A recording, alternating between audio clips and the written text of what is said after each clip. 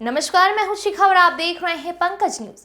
आगामी 7 मार्च से सीहोर की पवित्र देवभूमि कुबेरेश्वर धाम पर अंतर्राष्ट्रीय कथावाचक पंडित प्रदीप मिश्रा जी के पावन सानिध्य में होने जा रहे भव्य रुद्राक्ष महोत्सव शिव महापुराण कथा की तैयारियों को लेकर बैठक का आयोजन किया गया। आयोजित महत्वपूर्ण बैठक में विधायक सुदेश राय, पूर्व विधायक रमेश सक्सेना सहित सर्व समाज के गणमान्य नागरिक और प्रतिनिधि सम्मिलित हुए और गुरुदेव का आशीर्वाद प्राप्त किया। कार्यक्रम में सभी समाज के लोगों ने बढ़ चढ़कर तन मन धन के साथ सहयोग करने का आश्वासन दिया। साथ ही विश्व विकसित पंडित प्रदीप मिश्रा जी ने सभी समाज के प्रतिनिधि का शॉल पुष्प के साथ स्वागत किया। पंडित प्रदीप मिश्रा जी के द्वारा बताया गया, रुद्राक्ष नहीं बांटे जाएंगे, लगातार 7 दिन तक कथा होगी। पंडित प्रदीप मिश्रा जी सीहोर वाले जी 2024 शिव पुराण की कथा और रुद्राक्ष महोत्सव की पूरी जानकारी के लिए देखते रहिए Pankaj news. Pankaj news channel को लाइक करें और सब्सक्राइब करें और वीडियो को अधिक से अधिक शेयर करें। Bureau report.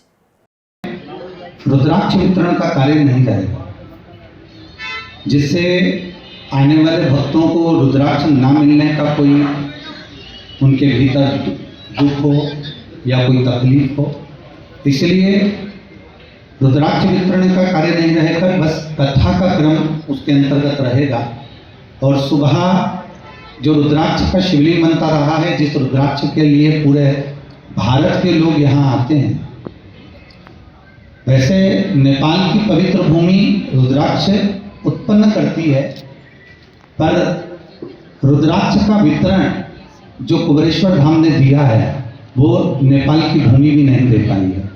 जो रुद्राक्ष का वितरण सीहोर तो छूटी के विश्व विख्यात हो गए हमारे गुरुजी।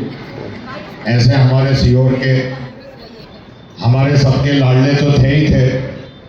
आज पूरे देश विदेश में जो डंका बज रहा है, आपको प्रणाम करता हूँ।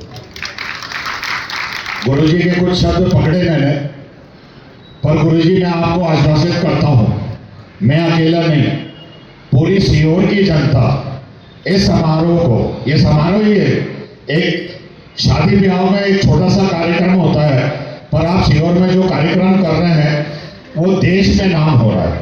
और हम इतने उस बात से, अभी आपने बताया कि पूरे शहर का कहीं ना कहीं से कोई ना कोई व्यापारी हो, कुछ हो, लाभान्वित हो रहा है। ये सब आपकी मेहरबानी है गुरुजी, आपकी कृपा से सीहोर चलता है।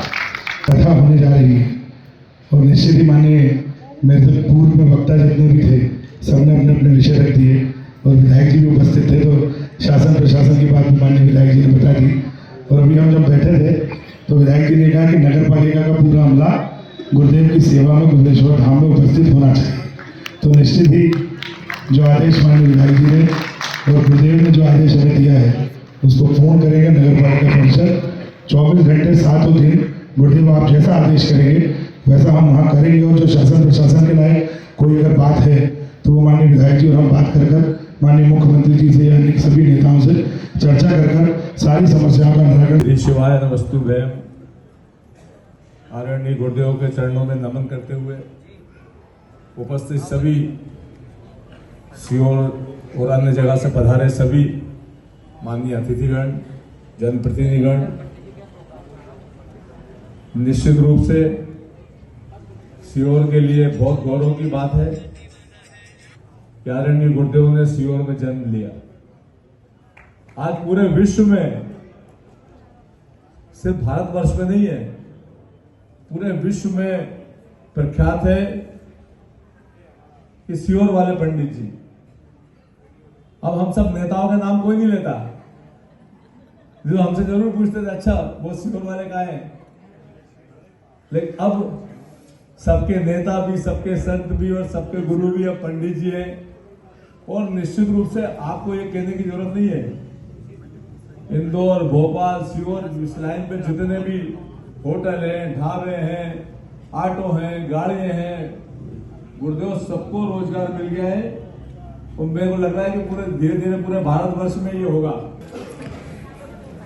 हनुमान दादा के श्री चरणों में नमन करते हुए सभी को जय श्री राम।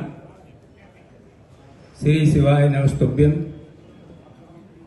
अनंत श्री विभूषित सीहोर की आन बान शान पंडित प्रदीप मिश्रा जी के चरणों में नमन। पंडित जी ने जिन व्यवस्थाओं के बारे में बताया, निश्चित रूप से लग रहा है कि उनके द्वारा जो व्यवस्था की जा रही है वो पूरे देश के जितने भी धर्मार्थी आएंगे उनको प्रसन्नता होगी। पूज्य गुरुदेव के चरणों में दंडवत प्रणाम। श्री शिवाय नमस्तभ्यम। जैसे गुरुदेव की कथा 7 तारीख से प्रारंभ होने वाली है, गुरुदेव की कथा भव्य और दिव्य होगी, ये हम सबको ज्ञात है। जिस तरीके से हर वर्ष विश्व हिंदू परिषद बजरंग दल की तरफ से जो आदेश गुरुदेव का होता है, समिति का होता है, उसका बजरंग दल पूरा सहयोग करता है। मैं टीम की तरफ से ये बोलूंगा कि हम सब तो गुरुजी के मूसक हैं और हम जब सामने आएंगे, जब कोई भी विघ्न वाला जाल दिखेगा तो उसको उतरने के लिए सबसे पहले संडे का स्कूल आगे आएगा बिना बुला। परम श्रद्धेय गुरुजी के चरणों में सादर नमन। उपस्थित प्रबुद्ध जन, मातृशक्तियां, राष्ट्रीय गुरुजी के यहाँ पर भी हमारे स्वयंसेवक सतत सेवाएं देते हैं। तो इस नाते कहीं पर भी अगर हमको ऐसा लगता है कि यहाँ पर अव्यवस्था फैल रही है या हम इसको कैसे सुधार कर सकते हैं, तो उसको चिंतन करके हम सब लोग तुरंत उस पर सक्रिय हो जाते हैं। आपको ये विश्वास दिलाता हूँ कि सीहोर के लोग इस अवधारणा को जो मालवा की धरती की के लिए कही गई है, अपने हृदय में आत्मसात करते हैं।